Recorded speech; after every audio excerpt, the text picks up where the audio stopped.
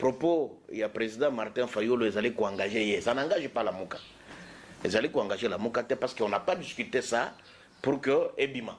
Madame, qui vous dit que Longia Joseph Kabila les allait, Longia Joseph Kabila les allait, vous voyez qu'on ne peut rien faire sans que Baïba se concerté. À Kouta Kingakati, Bayen Sele, Basololi pour que mandataire, Bazala nommé, ministre pour que Bazala, on le voit toujours. Est-ce que Misolo, Basi Bayeba, Mbongo, Baïba, Batonga, Rwanda, et Kokiko Kokabangote? Toi, tu sais aujourd'hui que Rwanda, Bazali Kotonga, Bazana Minerenin, Baza comme il a Bakolta, Bazana Casterit. Est-ce que Bazatana, Libulu Moko et Panabango pour que Batimo la Kolta, Bazana Ngota? Les Alimbongo, Bauta Kilangwa, na Congo. Alors, qu'est-ce que Bazoli n'a topé ça, ils sont bangoni? Merci beaucoup. Komboranga est allé mettre réquisito, Seleman Samuel. C'est vrai, Nazali Moko, katikati ya Baoyo, Bazali Sima, ya président, n'est-ce pas, Otobenga Kaye modèle, Moïse Katumbi Chapwe. Tozali ko soutenir vision naye jusqu'à na trône ya Congo. Donc nous sommes là, Tozali ko bunda jusqu'à ce que avec Moïse Katumbi changement et kota katikati na mboka na biso. Par rapport à Oyezali ko sala actualité lelo, n'est-ce pas, propos il y a président Martin Fayulu. D'abord, je rappelle que président Martin Fayulu azala qui est les banda ya mboka et aibaki na kozonga. Nous sommes allés l'accueillir, n'est-ce pas, ba congolais ba kende ko yambaye et ti aibaki na kosala meeting et les kaki malam. Mais il y a un problème actuellement, oyo ba journaliste to ba bazali kolobela ngo média nyonso zali kolobela natina na procédure ya mise en accusation ya mokonzi ya mboka. C'est d'abord qu'on retenir eloko moko que mutu nyonso tout congolais conformément à l'article 64 et le biboye. Tout congolais a le devoir de faire échec à tout individu, au groupe d'individus qui prend le pouvoir par la force ou qui l'exerce en violation de la disposition de la présente constitution. C'est-à-dire que, attendez tozali ndenge bozali ba journaliste, lorsque ezali na mutu moko azali kolinga ko exercer pouvoir en violation de la constitution, peu importe ce qui azali congolais, et sengeli toyeba na kosala échec, n'est-ce pas, na processus wana. Alors, tant que bazali kopesa mission au pouvoir à tout congolais, et aussi Martin Fayulu étant congolais, c'est son point de vue, il a exprimé que non, il y a une violation, il y a une constitution, tant que mon Yambo Kazale nommé, n'est-ce pas, magistrat, qui na cour constitutionnelle, pour que na cour de cassation, alors que mandat na bango qui na en cours. Alors, l'expression, nous sommes dans un état où il y a démocratie, cette expression lui engage. Et aussi, il y a aussi la liberté d'expression, ce que nous allons contenir na katikati na beaucoup likonzi. Donc, Martin Fayulu, d'abord comme Congolais et tout Congolais, comme Ngaï na Binope, donc on peut faire échec. Ce que tout le monde dit que non, position ya Mokonzi Yamboka est tamboli malamute. Ce n'est pas parce qu'Azali Mokonzi Yamboka qu'Azali Likolo ya beaucoup likonzi. Non, il a prêté serment de respecter et de faire respecter la Constitution, je crois. C'est ça le serment que Bakonzi Yamboka, donc le président de la République, a prêté en go.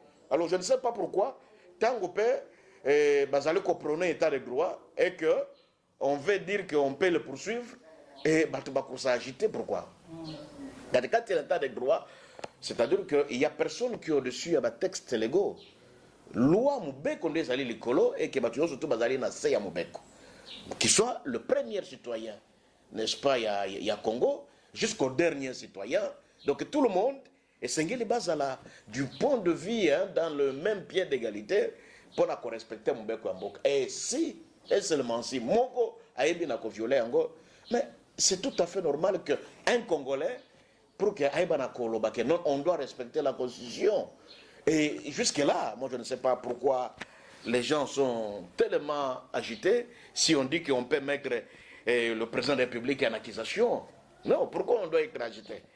Mais si on dit qu'on doit poursuivre tel, comme on a poursuivi Moukouna, Il a répondu. Il a été acquitté. Moi, je ne sais pas pourquoi on est vraiment...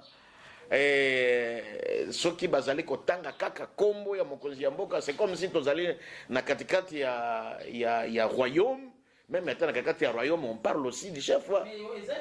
C'est que je suis en train de dire que tango propos ya président Martin Fayulu ezali ko engager, ça n'engage pas la muka. Ezali ko engager la muka parce qu'on n'a pas discuté ça pour que ebima. Vous comprenez? Mais c'est un citoyen oyo azali na likanisi malamu. Oh, il y a moni yango que non, on doit respecter la constitution. À moi, à ce moment-là, la liberté d'expression, ça a sauté alors. Si aussi, dans Katikati à la Mouka, il y aura des gens, des dictateurs, oui, à Kourobaké, tu peux prononcer tel, tu ne peux pas prononcer. À ce moment-là, nous ne sommes plus dans la démocratie. Mais liberté d'expression est allée. C'est ça d'ailleurs la beauté démocratique. Je ne sais pas pourquoi on doit l'empêcher, étant donné qu'à tenir propos naïe et que lui-même il assume. Il assume. Madame, qui vous dit les lots que Longia Joseph Kabila est Longia Joseph Kabila est vous voyez qu'on ne peut rien faire sans que Baïba se concerté. À Kouta Kingakati, Bayen Sele, Basololi pour que mandataire, Bazala nommé, ministre pour que Bazala, on le voit toujours. Alors ce n'est pas que Martin Fayulu qui n'est que Benda Bililingi, il y a président et ancien président pour qu'il y en a. Na scène politique, bango moko ba annoncer qu'il est azali kakati na scène politique, donc ce n'est pas lui qui est en train de l'inviter. Mais alors que problème aussi, il faut savoir que ça ne suffit pas de dire que Tokoti a une accusation ou bien on peut le mettre en accusation et que cela peut arriver sitôt. Non, il y a processus. Oyo sengele kueba na kolandama.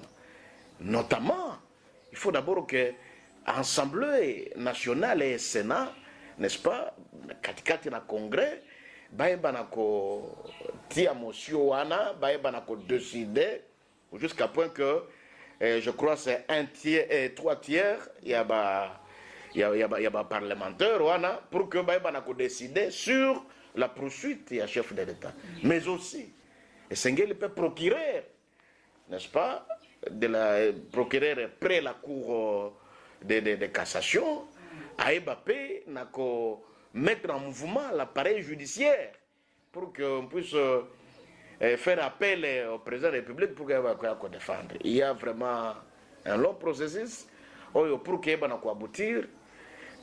Ce n'est pas aussi la moindre des choses. Vous avez vu comment plainte Yamoukona aujourd'hui, c'est une lettre morte quand il a essayé à kufunda Joseph Kabila, où il y a une immunité. Pour que Baïba Kolongola ait immunité, mais jusque-là, ça n'a rien produit. Pourtant que c'est lui qu'on a déclenché d'une manière très rapide et il s'est retrouvé à Makala. Alors, il faut voir qu'il y a des garde-fous, il y a assez de garde-fous que les gens ne peuvent pas être vraiment trop émotionnés par rapport à ça, mais aussi, si on respecte la loi, je pense que Nazali Kolanda, à propos, il y a Tangoana, il y a Mokonzi Mboka actuel, pendant que Azala qui dans la campagne électorale, alors Baki qui bazali pour instaurer l'état de droit, na carte état de droit, lui aussi, ceux qui a sali mabé, il peut être exposé. Nazali Kolanda ba propos naïe. Alors on doit regarder tout ça. C'est-à-dire si on veut que nous soyons réellement dans un état de droit, c'est-à-dire que dans l'état où Batu bazali li susu na makasi koleka mubeko te, donc tout le monde est égaux devant la loi. Moi je pense que les présidents de la République aussi peuvent être inquiétés. Vous voyez bien que Batouana Batousi, Batousi wana, Bakanisi ki bango kaka makila na bango ndezali très important que les kabakila ya Baoutou.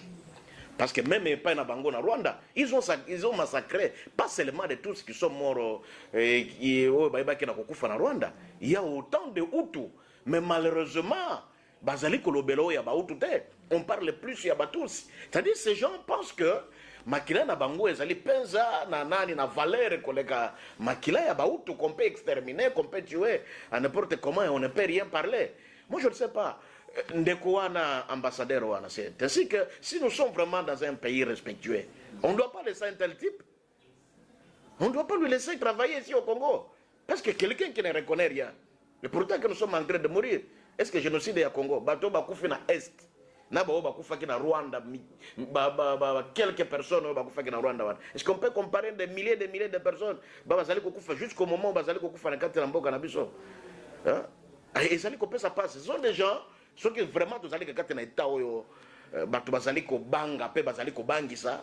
Une telle personne ne devrait plus continuer à être ici au Congo. On devrait déjà les vraiment il ne peut pas blaguer avec les Congolais.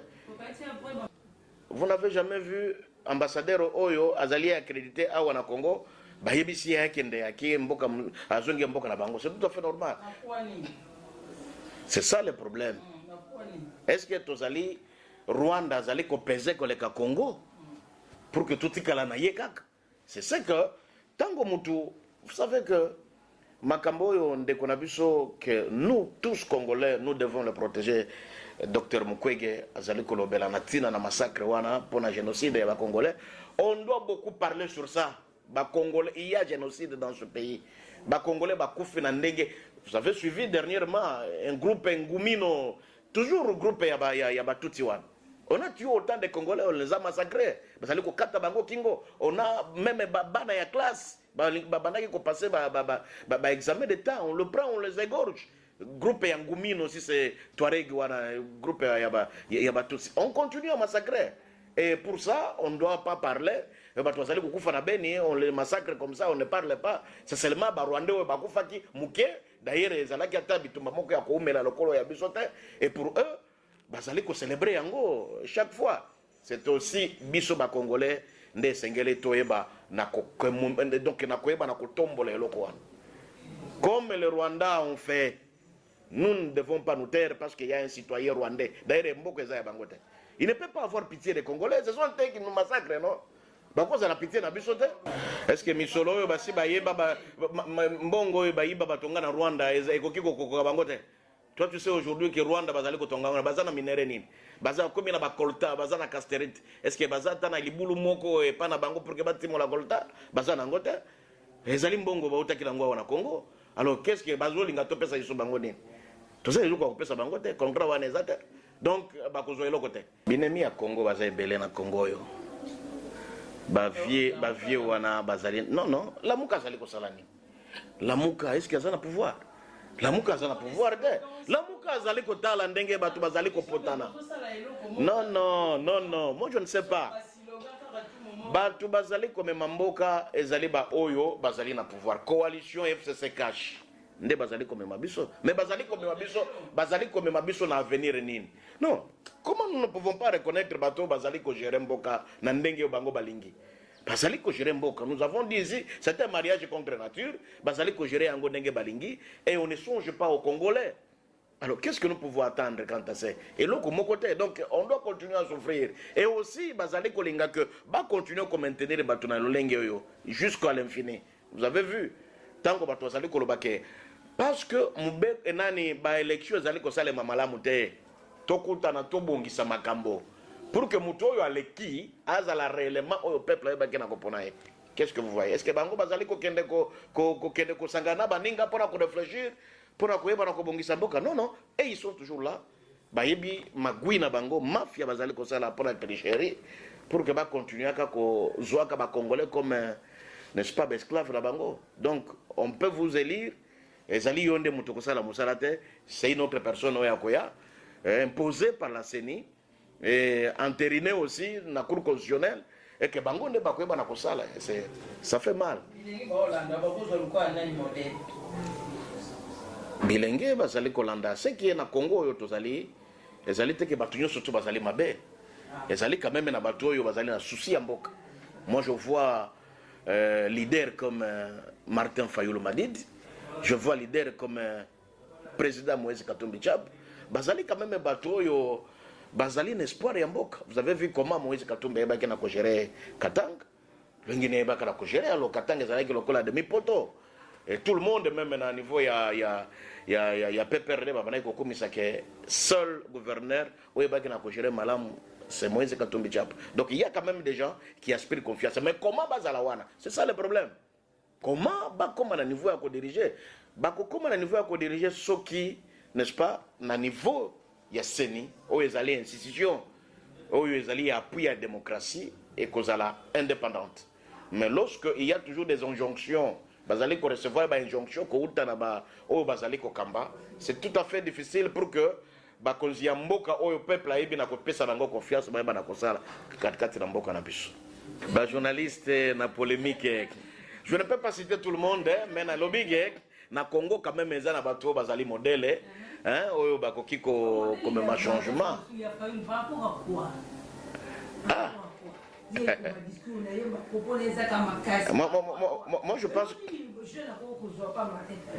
Moi je pense que Martin Fayulu il n'est pas manipulable si facilement. Il n'est pas vraiment assoiffé de pouvoir comme les autres. Sinon, je crois que même à ta vérité des urnes wana, continuer à réclamer en côté, il devrait déjà avoir un poste pour qu'il y ait un posal. Ce qui est là qui vraiment comme les autres. Dialogue to zali kolobake omoni ke tango mboka zali kobima ebimi na rai esengeli mboka eba na kozonga na rai to biso nyonso même omona ki bautaki ko manifester qui soit battu ya IDPS qui soit battu à PPRD ba manifester ki watango ba ebaki na ko désigner Malonda hein c'est tout le monde qui a manifesté alors tango bato zali ko manifester ba yebi ke makambo zali ko sala mamalamu te alors esengeli makambo eba na kozonga kati na rai ba institution ezala lokola seni lokola cour constitutionnelle ezala na solde ya ba individu te mais ezala institution ya mboka ezala supérieure par rapport à ba individu ezala forte les institutions fortes que les individus. Merci beaucoup. Merci Mengi.